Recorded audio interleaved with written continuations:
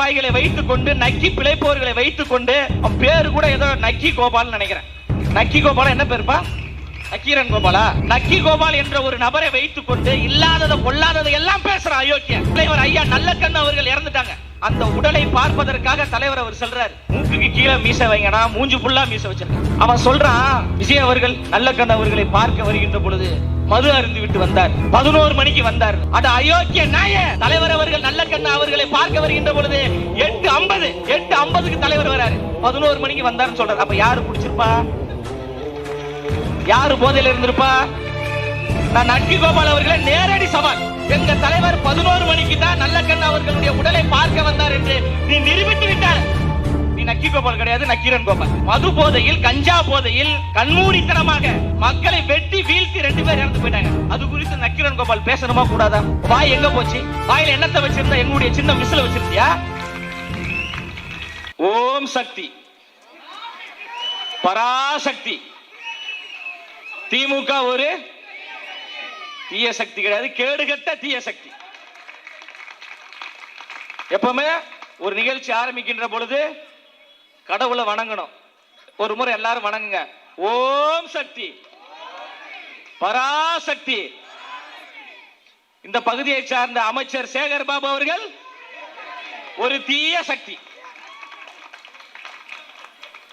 தமிழக வெற்றி கழகம் என்பது சாதாரண ஒரு அரசியல் கட்சி கிடையாது.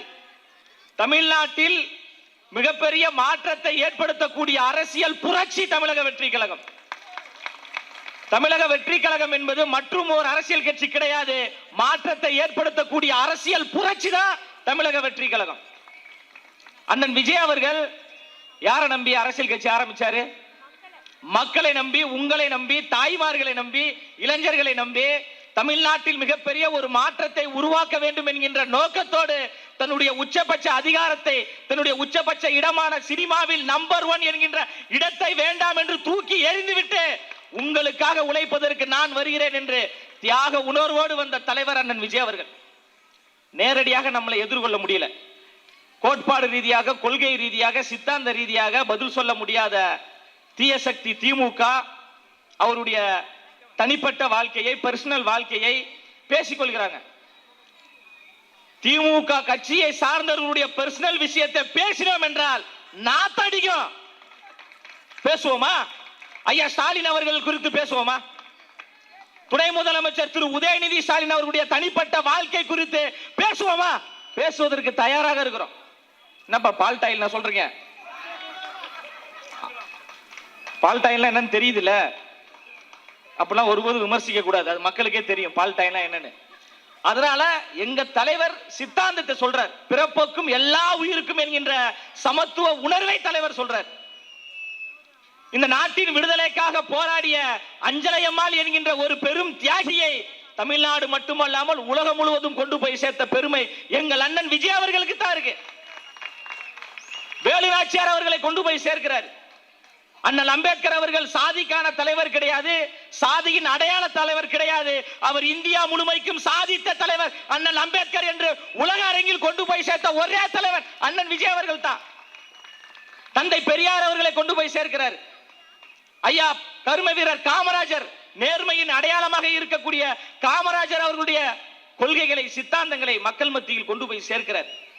நீங்க சொல்லக்கூடிய நடிகர் தான், நீங்க சொல்லக்கூடிய கூத்தாடி தான் இந்த நாட்டின் விடுதலைக்காக போராடிய மொழி போர் வீரர்களுக்கு வீர வணக்கம் செலுத்தி உறுதிமொழியை நெஞ்சிலே ஏற்றி கொண்டுதான் எங்களுடைய நிகழ்ச்சியை நாங்கள் ஆரம்பிக்கிறோம். நான் கேட்கிறேன், திமுக பார்த்து கேட்கிறேன், வெக்க மானம் சூடு சொரணை ஏதாவது ஒண்ணு இருந்தா எங்களை போன்ற ஒரு உறுதிமொழியை நீங்க காட்டுங்க. 75 ஆண்டுகள் பவள விழா கொண்டாடிய கட்சி, பல்லாங்குழி விளையாடிய கட்சி என்று சொல்லக்கூடிய திமுகவுக்கு நேரடி சவால். எங்களுடைய கட்சி கொள்கை கட்சி, கோட்பாடு கட்சின்னு சொல்றீங்க.